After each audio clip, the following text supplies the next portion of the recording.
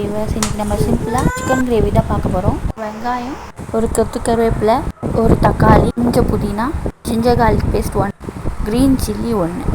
இப்போ stove on பண்ணி cooker வச்சுக்கலாம். குக்கர் ஹீட் ஆனதும் எண்ணெய் ஒரு 3 ஸ்பூன் ஊற்றிக்கலாம்.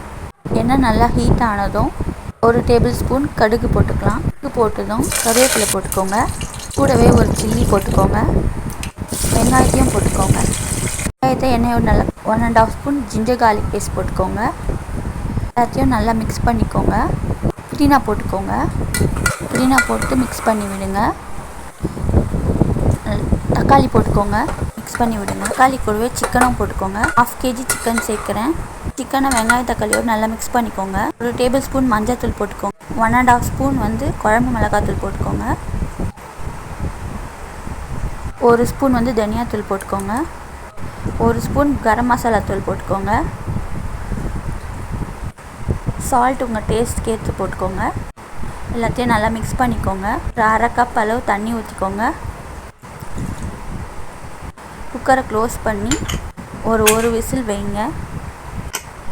விசில் ஓப்பன் பண்ணி சிக்கன் கிரேவியை இன்னொரு பாத்திரத்துக்கு மாற்றிக்கோங்க. நல்லா கிரேவி கன்சிஸ்டன்சி வர வரைக்கும் நல்லா கொதிக்கட்டும். லாஸ்ட்டாக பெப்பர் தூள் தூவிக்கோங்க.